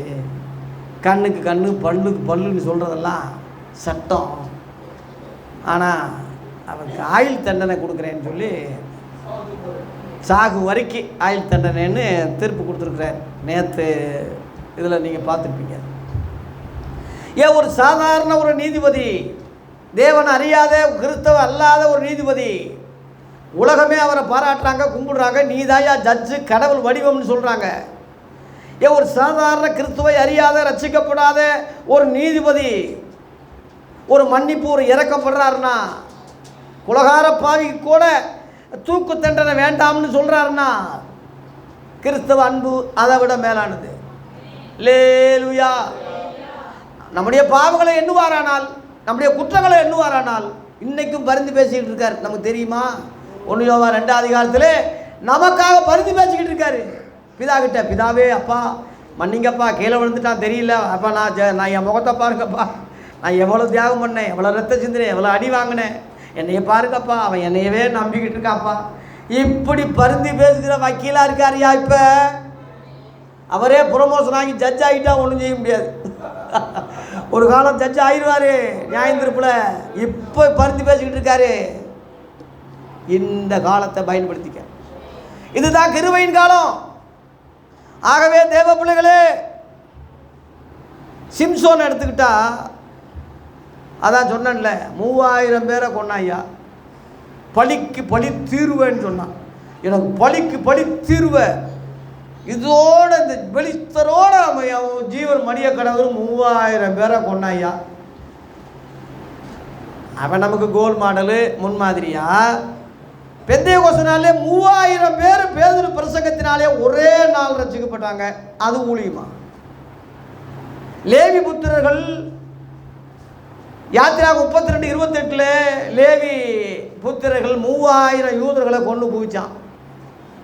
அந்த ஊழியம் ஓ ஊழியமா? பேதுரு பெந்தேகோஸ்தே பிரசங்கம் பண்ணி 3000 யூதர்களை கிறிஸ்தவங்களாக மாற்றினானே, அது ஓ ஊழியமா? பழைய ஏற்பாடு ஊழியமா, புதிய ஏற்பாடு ஊழியமா? பழைய ஏற்பாடு விசுவாசமா, புதிய ஏற்பாடு விசுவாசமா? பழைய ஏற்பாடு மனுஷன் உனக்கு மனுஷனா, புதிய ஏற்பாடு உள்ள மனுஷன் மனுஷனா? அது புதுசா, இது புதுசா? நீ புதுசா, நீ பழசா? ஏடி புதிய ஏற்பாட்டிலையும் பழைய ஏற்பாட்டிலையும் 2 இடத்துல 2 கால் வைக்கிறதுனால நீ எதுக்கும் கூட்டு இல்லாமல், பழைய ஏற்பாட்டுக்கும் கூட்டு இல்லாமல், புதிய ஏற்பாட்டுக்கும் கூட்டு இல்லாமல், ஏன் ஆம்பளைக்கும் பொம்பளைக்கும் வித்தியாசம் தெரியாதபடி ரெண்டுக்கும் கூட்டு இல்லாமல் ஒரு பிறவி தெரிஞ்சா மூணாவது பாலியன் அதுக்கு பேர் அரவாணின்னு சொல்கிறாங்க இல்லையா. ரெண்டுக்குமே ஆணுன்னா ஆணும் இல்லை, பெண்ணா பெண்ணும் கிடையாது. அந்த நேரத்தில் பழைய ஏற்பாடில் இருந்து தோலை நாசமாக போ, புதிய ஏற்பாடுனா புது மனுஷனா இங்கே வா. பழைய ஏற்பாடு அதுக்காக நான் தூக்கி எரிஞ்சின்னு சொல்லலை, வேண்டாம்னு சொல்லலை, பார்த்துக்க. சரி, இப்போ யூதர் இப்போ ஹிட்லர் இருக்கு, முசோலினி இருக்காங்க, கென்னடி சரித்திரம் ஏகப்பட்ட ஜோசப்பு ஸ்டாலின்னு சரித்திரம். அது முகலாய வரலாறு, நானும் ஹிஸ்ட்ரி வரலாறு எம்ஏ படித்தவன் தான். அதெல்லாம் நம்ம தெரிஞ்சுக்கலாம். அதன்படி நடக்க முடியுமா? தெரிஞ்சுக்கலாம். அது மாதிரி ஹிட்லர் மாதிரி நான் சர்வாதிகாரியாக செயல்பட முடியுமா? தெரிஞ்சுக்கலாம், செய்யக்கூடாது. அதுபோல் பழைய ஏற்பாட்டை தெரிஞ்சுக்க, புரிஞ்சிக்க, அதன்படி செய்யாத, அதுக்கு நேரத்தை ஒதுக்காத, அது ஊருகா மாதிரி தொட்டுக்க. தெரிஞ்சுக்க, வரலாறை தெரிஞ்சுக்க, தப்பு இல்லை. ஆனால் நீ நடப்பது புதிய ஏற்பாடு, நீ இருப்பது புதிய மனுஷன், புதிய பிறவி, புது சிருஷ்டி, புது படைப்பு. நீங்கள் பழசெல்லாம் ஒழிஞ்சு போச்சு, அதை திரும்ப நீ போட்டுக்கிட்டு தெரியாத. புரிஞ்சா புரிஞ்சுக்க. பழைய ஏற்பாட்டில் யோசேப்பை சொல்லுவாங்க, அவன் நல்லவன், இருக்கிறதுலையே அவன் தான் நல்லவன், ஒரு பொம்பளையை பிடிச்சி கூட ஓடிட்டான், அப்படியே எங்கள் அப்பா அவன் பார்த்தீங்கன்னா சகோதரர்களை மன்னிச்சான். அது ஒரு சைடு. மறு சைடு தெரியுமா என்ன செஞ்சான்னு? மறு சைடில் சகோதரர்கள் தெரிஞ்சிருந்து பழி வாங்கிறதுக்காக அவங்க சாக்கில் அரிசியை போடாமல் அரிசியோடு கூட பாத்திரங்களை போட்டு கிண்ணங்களை போட்டு திருடுன்னு பட்டம் கொடுத்து வேவுகாரன்னு போய் சொல்லி ஜெயிலில் அடைச்சாயா தெரியுமா? இந்த கேள்விப்பட்டு யாக்கோப்பு ஐயோ என் பிள்ளைங்க ஜெயிலில், அவன் வேதனைப்பட்டு இவங்க வேதனைப்பட்டு, ஐயோ என் சகோதரனுக்கு செஞ்ச பாவம் இப்போ தான் எங்களுக்கு நிவர்த்தி இதாக, இதுக்கு தான் பழி வாங்கன்னு சொல்லி அவங்களும் ஜெயிலில் அழுது கடைசியில் வெளிப்படுத்துகிறான். ஐயா அழுது, நான் தான் யோசேப்பு சகோதரன். இது மன்னிக்கிற லட்சணமானு கேட்குறேன். மன்னிக்கிறதுக்கு அடையாளமாக இது.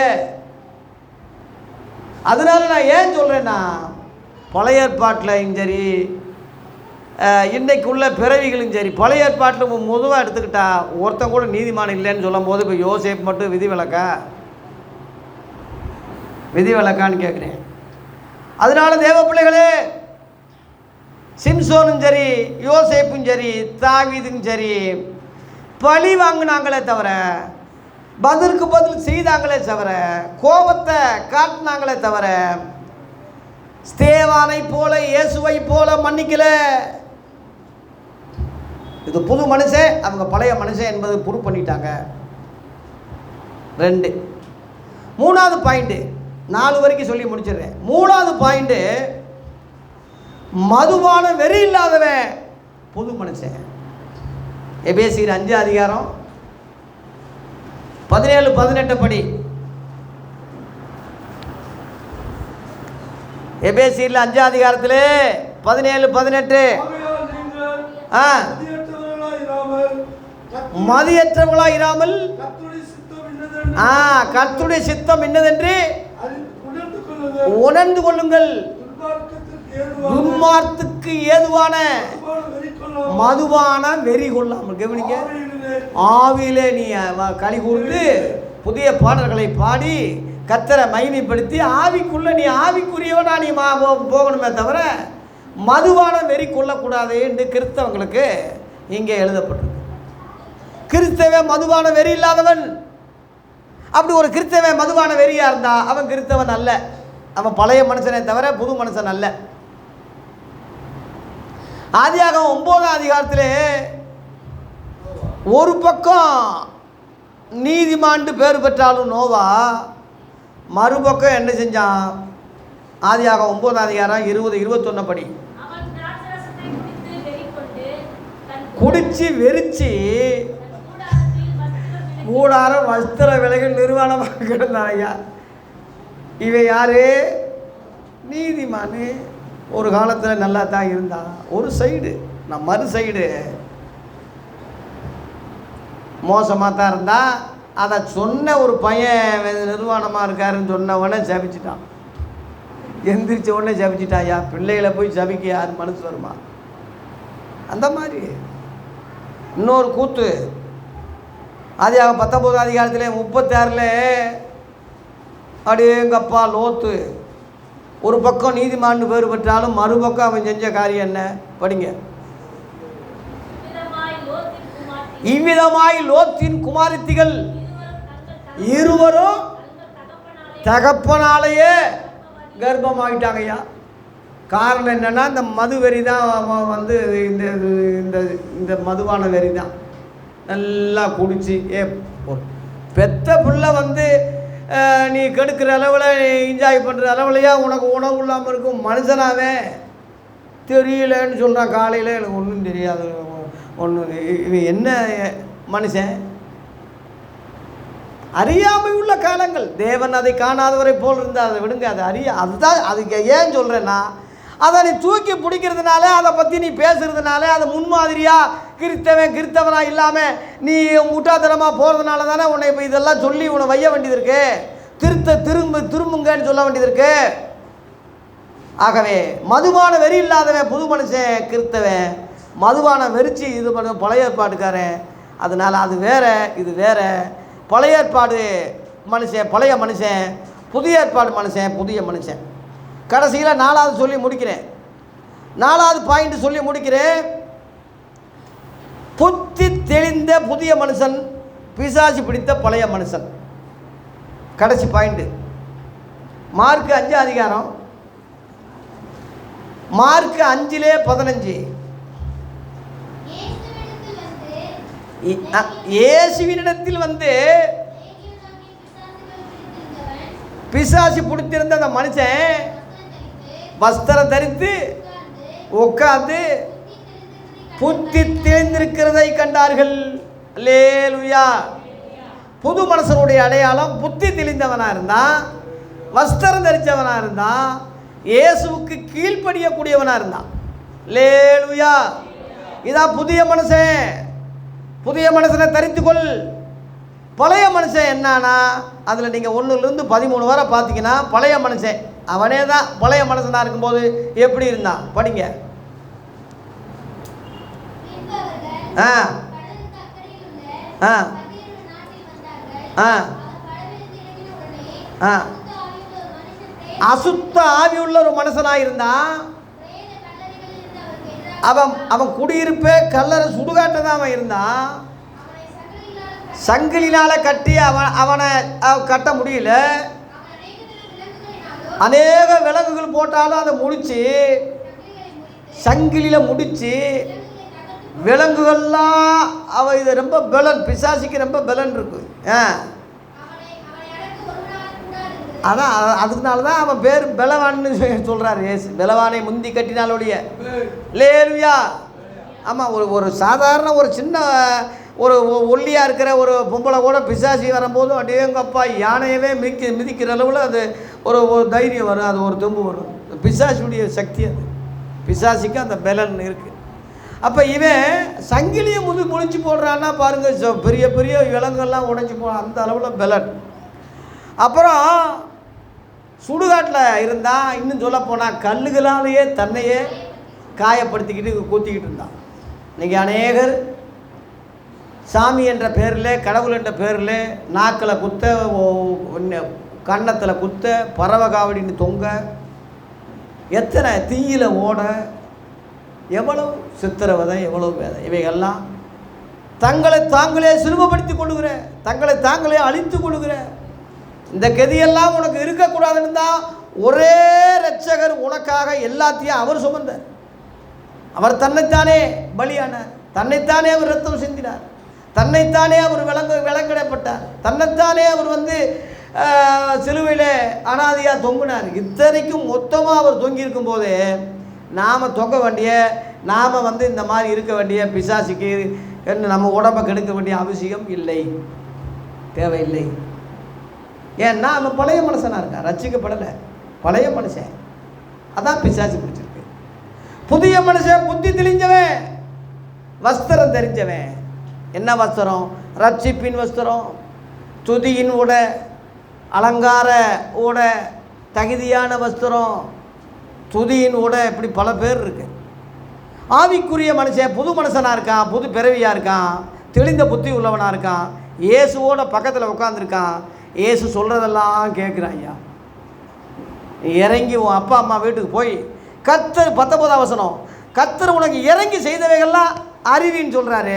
அப்படியே கீழ்ப்படிஞ்சு அந்த ஊர் முழுவதும் போய் சுவிசேஷம் சொல்லி எல்லாரும் ஆச்சரியப்பட்டாங்க.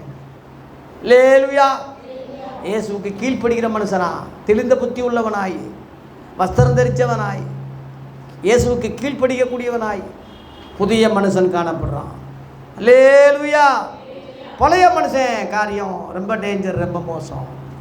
ஆகவே பழைய ஏற்பாட்டில் ஆதாமிலிருந்து எடுத்துக்கிட்டா ஒரு பக்கம் நல்லவன் நீதிமான்னு ஒரு பக்கம் சொன்னாலும் மறுபக்கம் டேஞ்சர், மோசம். ஆனால் புது மனுஷன் புதிய ஏற்பாட்டில் எடுத்துக்கிட்டிங்கன்னா உள்ளும் புறமும் பரிசுத்தம். ஒரு பக்கம் நீதி அப்படிலாம் இல்லை, முழுசாக பரிசுத்தம். அல்லேலூயா. பேதுருவை எடுத்துக்க,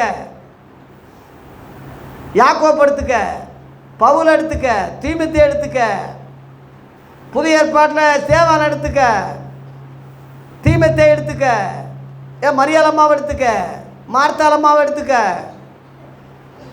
நிறைய சகோதரிகள் கணக்கே இல்லை. இயேசுக்கு ஊழியம் செய்ததில் ஆண்களுக்காவது ஒரு கணக்கு இருக்குது, பொம்பளைகளுக்கு கணக்கே இல்லைன்னு போட்டிருக்காங்க. அவ்வளோ பெண்கள் இயேசுக்கு ஊழியம் செஞ்சுருக்காங்க, விசுவாசியாக இருக்காங்க. தெரியுமா உங்களுக்கு? மத்தேயு 27:55 படிங்க, சீக்கிரம் முடிக்கிறேன். மத்தேயு 27:55. மேலும்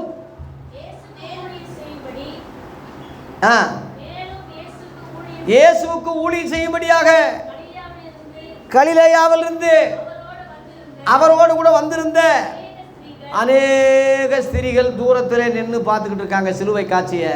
அநேக பெண்கள் ஒன்று இருக்குது, அந்த கணக்கே இல்லை. சீசர்களுக்காவது கணக்கு இருக்குது, பெண்களுக்கு கணக்கு. அந்த அளவில் பெண்கள் ஆர்வப்பட்டு ஊழியம் செய்தாங்க. சில சபைகளில் பார்த்தீங்கன்னா ஆண்களை விட பெண்கள் தான் அதிகமாக இருப்பாங்க. இந்த இங்கே கூட பாருங்கள், 1 2 3 4 4ல் ஒரு பகுதி தான் ஆம்பளைய, 3 பகுதி பொம்பளைய தான். கடல் மாதிரி 3 பகுதி கடல், ஒரு பகுதி. அநேக பெண்கள் இயேசுவுக்கு ஊழியம் செய்திருக்கிறாங்க. இயேசுவுக்கு தரிசனம், இயேசு உயிர் திறந்த பிறகு தரிசனம் கொடுத்தது யாருக்கு? ஆமாம், அந்த பெண்ணுக்கு தான் கொடுத்தாரு. ஏன்னா அப்போ தான் வேகமாக பரவும். ஒரு 10 பேருக்காவது சொல்லாமல் அந்த அம்மா நிம்மதியாக தூங்காதுல்ல. இப்போ ஒரு ஐயா எதுக்கு கல்யாணம் கட்டுறேன்னா, ஊர் ரகசியங்கள்லாம் தெரிகிறதுக்கு தான். நைட்டில் தூங்கும்போது அவள் அப்படி போனான், இவன் இப்படி போயிட்டான், இந்த பொம்பளை இன்னொருத்தரை எல்லாமே க்ளீனாக இவருக்கு ஓசியாக நியூஸுக்கு கிடச்சிருமையா. பொம்பளைக்கு மட்டும் பாருங்கள், ஒரு காரியத்தை மறைச்சி வைக்க முடியாது, எதையும் தாங்க சக்தி இல்லை, விலகினமுள்ள பாண்டா, இருதயம், உடம்பு இல்லை, மனசு விலகிடும். சின்ன பிள்ளைங்க மாதிரி எதை வேணாலும் நம்புவாங்க, எதை வேணாலும் செய்வாங்க, உண்மையாக இருப்பாங்க, ரொம்ப பாசமாக இருப்பாங்க. எடுத்துக்கிட்டால் ரொம்ப மோசமாகவும். அநேக பெண்கள் யோவா 4ஆம் அதிகாரத்தில் மத்தியானத்தில் ஒரு பொம்பளை தனியாக வருதுயா. அந்த அம்மா நிலைமை அப்படி பாவம், தனியாக வந்து தண்ணி எடுக்க வருது. இயேசு தாகத்துக்கு தான்னு கேட்குறாரு. அந்த அம்மா நிலைமை புரியுது, ஐயோ பாவத்தில் இருக்காளே, ரட்சிக்கப்படலைமேன்னு சொல்லி எல்லா சீசர்களும் சாப்பாடு வாங்க ஊருக்குள்ளே போயிட்டாங்க, சாப்பாடுறாங்க. ஒருத்தர் 2வது இயேசு காவலாக இருக்கணும்னு இருக்க வேணாம், எல்லாம் இதாக சாக்குடான்னு கேப்பு விட்டதே போதும். இப்போ 1க்கு வருதுன்னு ஒருத்தன் சொன்னால், சின்ன பையன் எல்லாரும் 1க்கு வருதுன்னு போயிடுவான் பள்ளிக்கூடத்தில். அந்த மாதிரி விட்டால் போதும்னாலும் 12 சீசர்கள் போயிட்டாங்க. ஐயா ஏசு தனியாக நிற்கிறாரு, அந்த அம்மா வருது தண்ணி எடுக்க. தாகத்துக்கு தாண்டி கேட்குறாரு. ஏப்பா நீ யூதராக இருக்கே, நாங்கள் தாகத்துக்கு தாண்டி எப்படி சொல்லலாம்? கேட்குறவர் யார் என்று நீ தெரிஞ்சிருந்தா அவர்கிட்டயே தண்ணீரை கேட்டிருப்ப, ஜீவ தண்ணீரை கொடுப்பார். ஒரு காலம் தாகம் உண்டாகாத, இந்த தண்ணியை குடிக்கிறவனுக்கு திரும்ப தாகம் உண்டாகும். நான் கொடுக்குற ஜீவ தண்ணீர் என்றென்றும் தாகமே இருக்காதுன்னு சொல்லும் போது அந்த அம்மா என்னடா அது ஆச்சரியமாக இருக்கு. பிதாக்கள் வந்து எருசலேமில் கும்பிட்டாங்க, மலையில் கும்பிட்டாங்க அப்படின்னு சொல்லி அந்த அம்மா சொல்லுது. அது மாத்திரம் இல்லை சகோதரியே, தேவன் ஆவியாக இருக்காரு. அவரை எங்கும் தொழுது கொள்ளும் காலம் வரும், அது இப்போயே வந்துருச்சின்னு சொல்கிறார். இதெல்லாம் மெஸ்ஸியான்னு ஒருவர் வருவார், அப்போ தான் சொல்லுவார். ரொம்ப வாயாடியாக போடுறது. அப்படி இயேசுகிட்ட சொல்லும் போது ஒன்னோடனே பேசுகிறேன் நானே அவர். லேலுயா 26 நேச்சர் காட்சி. உன்னுடனே பேசுகிற நானே அவர். அந்த அம்மா குடத்தை தூக்கிட்டு ஓடலை, குடத்தை கீழே வச்சுட்டு ஊருக்குள்ளே ஓடி லேலுயா. அந்த ஊருக்காரங்க எல்லாருக்கும் இயேசுவை பற்றி சொல்லிடுச்சு. இவர் தான் ரட்சகரா, உலக ரட்சகரா, கிறிஸ்து எதிர்பார்த்து வந்துடா, மேசியா இவர் தானா சொல்லிட்டா ஐயா. அந்த ஊருக்காரங்க முழுவதும் ரசிக்கப்பட்டாங்க. 42 பார்த்தீங்கன்னா 42 யோவா 4:42 என்ன போட்டிருக்கு? அந்த ஸ்திரியை பார்த்து அந்த ஊருக்காரங்க சொல்கிறாங்க, ஸ்திரியே உன் சொல்லி நிமித்தம் அல்ல, அவர் உபதேசத்தை நாங்களே கேட்டுட்டோம், மெய்யாகவே கிறிஸ்துவாகிய உலக இரட்சகர் என்று நாங்கள் விசுவாசிக்கிறோம். அல்லேலூயா. பழைய ஏற்பாட்டுக்காரன் சமாரியர்களை மதிக்கிறது இல்லை. தீண்டத்தகாத பட்டியலின மக்களாக அவனை ஒதுக்கி வச்சிருந்தான். சமாரியர்களை அவன் பிசாசு பிடிச்சவன் சொன்னால் நாயை விட கேவலமாக சமாரிகள் நினைக்கிறவன் தாயா யூதர் இஸ்ரவேலர்கள். ஒரு தடவை சமாரியா கிராமத்தில் இயேசுவை ஏற்றுக்கிற மாட்டாங்க ஊழியத்துக்கு வரும்போது. ஏன்னா இயேசு யூதராக இருப்பதனால ஏற்றுக்கிற மாட்டாங்க. அப்போ சீசர்கள் சொல்கிறாங்க, எலியா செஞ்ச மாதிரி அக்கினி இறக்கி அழிச்சிருவோமா? சர்வ சாதாரணமாக சொல்கிறாங்க. ஒரு ஸ்டேஷனில் ஒருத்தன் சொன்னானா, போலீஸ் ஸ்டேஷனில், சும்மா அப்படி கத்தி எடுத்து அப்படி குத்துனேன், குடல் வந்துச்சு, நான் என்ன செய்ய, இதெல்லாம் ஒரு குத்தமானு கேட்குறான்.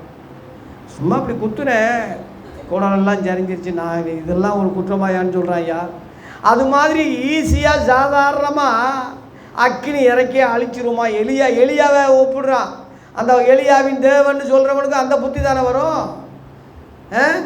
இப்போ இயேசு அவங்கள அதட்டுறாரு, செய்யுங்க என்ன சொன்னார், அதட்டி கடிந்து கொண்டு நீ செய்கிறது இன்னும் மனசுகுமார அழிப்பதற்கல்ல, ரட்சிக்கவே வந்தேன்.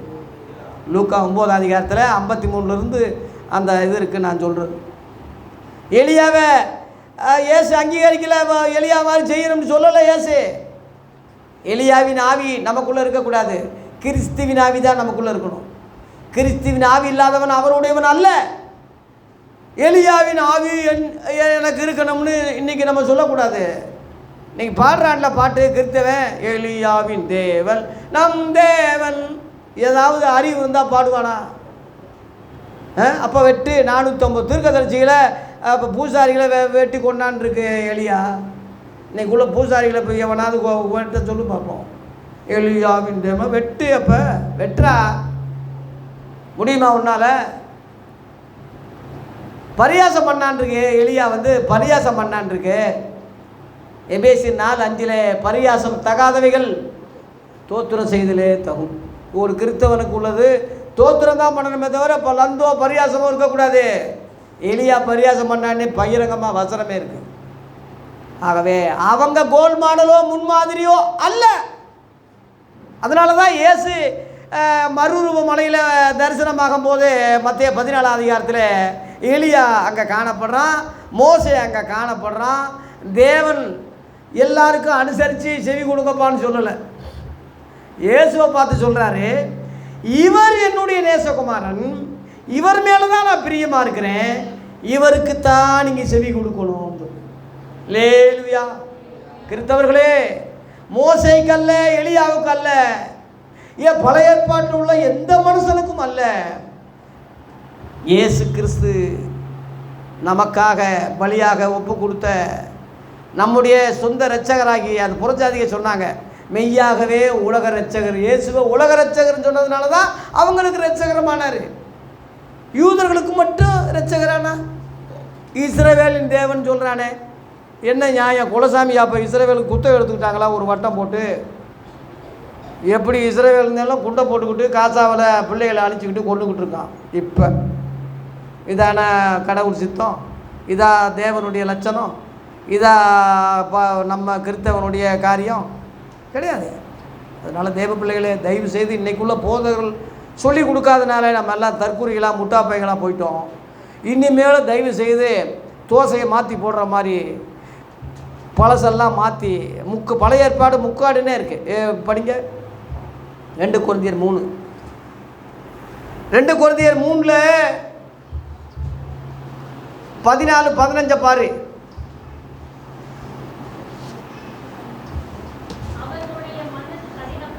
பழைய ஏற்பாட்டுக்காரங்க மனசு கடினப்பட்டுச்சு. அந்த வார்த்தை கவனிங்க. பழைய ஏற்பாடு நான் சொல்லலை, பவுல் சொல்கிறான். பழைய ஏற்பாடு வாசிக்கப்படுகையில் அந்த முக்காடு நீங்காமல் இருக்கிறது, அது கிறிஸ்துவினாலே நீக்கப்படுகிறது. அல்லேலூயா. பழைய ஏற்பாடு நீக்கியாச்சு. ரோமர் 10:4 இயேசு கிறிஸ்து நியாயப்பிரமாணத்தின் முடிவாக இருக்காரு. நியாயப்பிரமாணத்தினாலே ஒருவனும் நீதிமான ஆகிறது இல்லை. நியாயப்பிரமாணத்துக்கு உட்பட்டவர்கள் எல்லாரும் சாபத்தில் இருக்காங்கன்னு சொல்லி கலாத்தியர் 3 அதிகாரத்தில் 10 வசனம் 11 வசனத்தில் போட்டிருக்கு. கலாத்தியர் 2 அதிகாரம் 21 நீதியானது நியாயப்பிரமாணத்தினாலே வருமானால் கிறிஸ்து மரித்தது வீணாக இருக்குமே. கலாத்தியர் 3:13 மரத்தில் தூக்கப்பட்ட எவனும் சபிக்கப்பட்டவன் எழுதியிருக்கிறபடி கிறிஸ்து நமக்காக சாபமாகி நியாயப்பிரமாணத்து சாபத்துக்கு நம்மை நீங்களாக்கி மீட்டு கொண்டார். திரும்ப கக்கெடுத்து திக்காத, கழுவப்பட்டாச்சு, திரும்ப சேற்றில் பொருளாத, பண்ணியா நாயா போயிடுவேன். நீ வேண்டாம், புது பிறவியாக வந்துரு, புது மனுஷனாக வந்துரு. புதிய ஏற்பாடை புதிய மனுஷனை தரித்துக்கொள். பழைய மனுஷனை விடு. பழைய ஏற்பாடு முக்காடு, அதை புறம்பாக்கு. கடைசியில் நான் சொல்ல வர்றது என்ன சொல்லி முடிக்கிறேன். கொலோசியர் 3 அதிகாரம் எல்லாம் எடுங்க டக்குன்னு. 3 அதிகாரத்தில் நீங்கள் கிறிஸ்துவோடு கூட எழுந்ததுண்டானால், ஞானஸ்நானத்தில் முங்கி எந்திரிக்கிறோம் இல்லையா, அதான் எழுந்தது உண்டானால் ஞானஸ்நானத்தினாலே கிறிஸ்துவை நம்ம தரிக்கிறோம், உடன்படிக்கை பண்ணுறோம். இது ஒரு அம்மாவுக்கு புரியாமல் இயேசுவோட அடக்கம் பண்ணுறேன்னு ஒருத்தன் முக்கியிருக்கான். ஒரு அம்மாவை கம்மாயில் அது மட்டும் கேட்டிருக்கு. ஆஹா, அடக்கம் பண்ணுறாங்களான்னு சொல்லி உள்ளேயே முங்குனிச்சு அடிச்சிருச்சான். இவர் போதகர் ஐயோ ஆளா காலாமேன்னு தொலாவுறாரு. அங்கிட்டு இருந்து அந்த அம்மா எந்திரிச்சு ஐயா ஆளை விடுங்க, என்னை கொள்ளாதீங்கன்னு ஓடிச்சான். புரிதல் இல்லாமல் ஞானஸ்தானம் கொடுத்தா, தெரியாமல் கொடுத்தா. இப்போ இந்த கதி தானே. நான் கல்லுப்பட்டியில் எம்மோஜான் ஐயா இருக்கும்போது என்னை கன்வென்ஷனில் பேச விட்டார். ரொம்ப வருஷம் அதை இறந்துட்டார். அங்கே வந்து ஞானஸ்தானம் என்னை கொடுக்க சொன்னார். ஒரு அம்மா கிட்ட கேட்குறேன், ஆண்டவராக இயேசு கிறிஸ்துவை விசுவாசிக்கிறாயா? நான் கேட்குறேன். அந்த அம்மா சொல்லுது, நீ விசுவாசிக்கிறாயா? ஆண்டவர் நீ விசுவாசிக்கிற என்ன கேட்குது. சரி ஏதோ சொல்லி, ஆண்டவர் உனக்காக கன்னி மரியாதத்தில் பரிசுத்த ஆவியினாலே பிறந்தார்கள் விசுவாசிக்கிறையா? திரும்ப ரிட்டனில் நீ ஆண்டவராக இயேசு கிறிஸ்துவை பரிசுத்த விசுவாசிக்கிற என்னையே கேட்குது. நான் என்னென்ன சொல்லணுமோ என்னையே கேட்டுக்கிட்டு இருக்கேன்.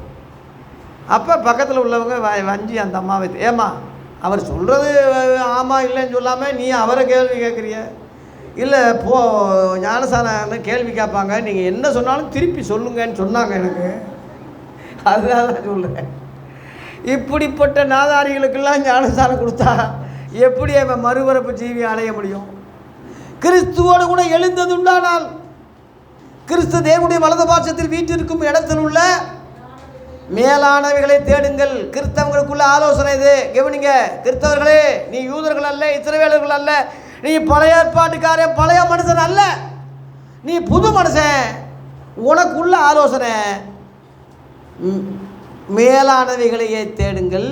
2 பூமியில் உள்ளவைகள் அல்ல, மேலானவைகளே நாடுங்கள். அல்லேலூயா. இந்த பூமியில் என்னத்தை உண்போம், என்னத்தை குடிப்போம், என்னத்தை தின்போம், இப்படியே பண்ணி மாதிரி இங்கேயே மூஞ்சி வச்சுக்கிட்டே தின்னுக்கிட்டு தெரியும்ல பண்ணி, அந்த மாதிரி இல்லாமல் பூமியில் உள்ளவைகள் அல்ல. காரு பங்களா எல்லாம் பாருங்கள். பாகிஸ்தானில் பாரு, அமெரிக்காவில் பாரு, வட இந்தியாவில் பாரு, வந்து வெளிநாட்டில் அந்த நான் பாரு, எல்லாம் தண்ணியில் சோப்பு போட்ட டப்பா மாதிரி மிதங்கிட்டு இருக்கு காரெல்லாம். இதுதான் உனக்கு ஆசீர்வாதம். கர்த்தரை நீ ஆசீர்வதிச்சார், கார் கொடுத்தார், பொங்கலா கொடுத்தார். எல்லாம் அழிஞ்சிரும் பாப்பா. சகோதரனே, எல்லாம் அந்த பூமியோடையே போயிடும். எல்லாம் நம்ம ஒன்று கொண்டு வந்ததில் கொண்டு போகிறதும் கிடையாது. அதனால் பூமியில் உள்ளவைகள் அல்ல, மேலானவைகளை தேடுங்கள். அல்லேலுயா. ஏன்? 3ஆம் வசனம், ஏனென்றால் நீங்கள் மரித்தீர்கள், உங்கள் ஜீவன் கிறிஸ்துவுடனே தேவனுக்குள்ளே மறைஞ்சிருக்கு. பாவத்துக்கு மறைச்சிட்டோம், நீதிக்கு பிழைச்சிருக்கோம். அது எங்கே? தேவனுக்குள்ளே நம்ம ஆத்துமா மறைஞ்சிருக்கு. ஆத்துமா தெரியுமா உங்களுக்கு? அதனால தான் மேலானவைகளையே யோசிக்கிறோம், தேடுறோம். கிறிஸ்தவங்களுக்கு அதான் இது. எங்கேசு ராஜாவை நான் பார்த்தால் போகும், அவரோட மகிமையில் வாழ்ந்தால் போகும். அந்த அந்த எண்ணமெல்லாம் அந்த பாட்டெல்லாம் யார் பாட முடியும்? அந்த மகிமையில் அந்த அனுபவம் இருக்கிறவன் தானே. தேவசாயல்லாக மாறி தேவனோடு இருப்பேன், நானும் தேவனோடு இருப்பேன். எப்படி பாட்டு, எப்படி கண்ணீர் வரும். இன்னைக்கு உள்ள பாட்டெல்லாம் கும்மாங்குத்து, குத்து நடனம், ரிக்கா டான்ஸ் தான் ஆடிக்கிட்டு இருக்கானே தவிர, சாரால் நவரோஜா அம்மாவை பாட்டை பாடுங்க பாடுங்க. நம்ம சபையில் இனிமேல் தொடர்ந்து பாடு. கண்ணீர் வரும் ஒவ்வொன்றும். தியாகமாக அப்பாரு ஐயா சொல்கிறாரு, சந்தோஷம். அந்த மாதிரி கொஞ்ச காலம் பூமியில் இருக்கிறோம், ரொம்ப காலம் இல்லை. ஆகையால் 5, விபச்சாரம், அசுத்தம், மோகம், துர்விச்சை, விக்கிராராதனையான பொருளாசை. நீ விக்கிரங்கள் உன் வீட்டில் வைக்காமல் இருக்கலாம், பொம்மை சிலைகள் வைக்காமல் இருக்கலாம். பணாசை உள்ளவனாக இருந்தா நீ யாரு? விக்கிராராதனைக்காரன் போட்டிருக்கு. பணாசை எல்லா தீமைக்கு வேறு, அது ஒரு விக்கிரகம். இந்த போட்டிருக்கு விக்கிராராதனையான பொருளாசை ஆகிய இவைகளை பூமியில் உண்டு பண்ணுகிற உங்கள் அவயவங்களை என்ன செய்யுங்க? அவயவங்கள்னா மண்ணனை ஊற்றிக்கிட்டு சாகாத. அந்த எண்ணங்களை அந்த எண்ணங்களை அழிச்சிரு, அந்த தீய எண்ணங்களை அழிச்சிரு. பழைய மனுஷன் அழிச்சிரு, களைஞ்சி போட்டு புதிய ஏற்பாடு, புதிய மனுஷன் தரிச்சிக்க. நீங்களும் முற்காலத்தில் 7ஆம் வசனத்தில் பாருங்கள், இவைகள்லாம் 6ஆம் வசனத்தில் இவைகள் பொருட்டே கீழ்ப்படியாமல் பிள்ளைகள் மேலே என்ன வரும்? தேவ கோபாடி வரும். இத்தனையும் நான் சொல்லிட்டு போயிடுவேன்.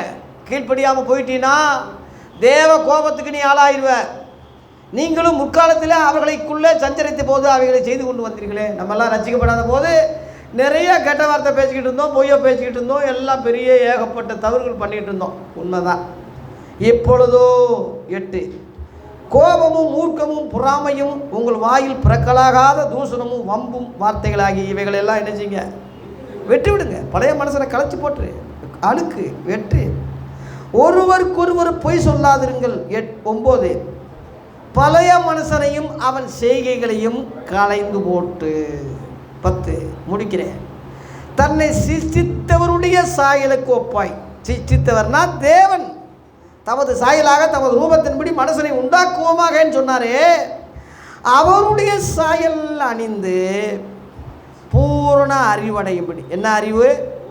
பூரணம், பூரணம், பூரண காஸ்பல், புல் காஸ்பல், பூர்ண சரி அடையும்படி புதிதாக்கப்பட்ட புதிய மனுஷனை தரித்து கொண்டு இருக்கிறீர்களே.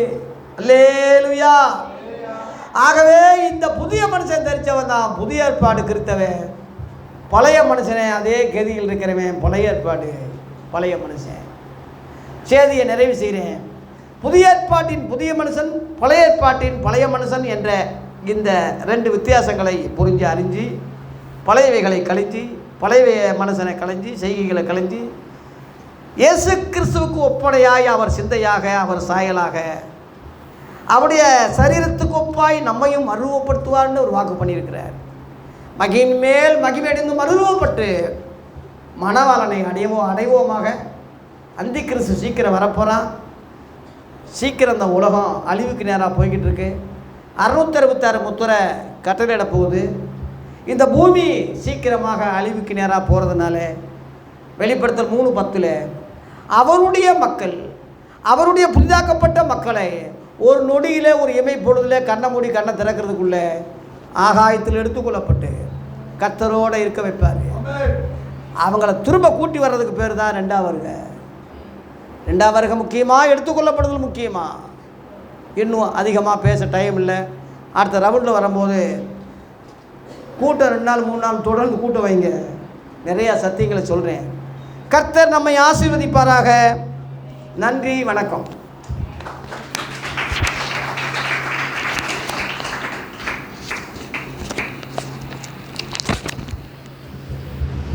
பழையன கடந்தன புதியன புகுந்தன பரலோக குடிமகனா சத்தமாய். பழையன கடந்தன புதியன புகுந்தன பரலோக குடிமகன்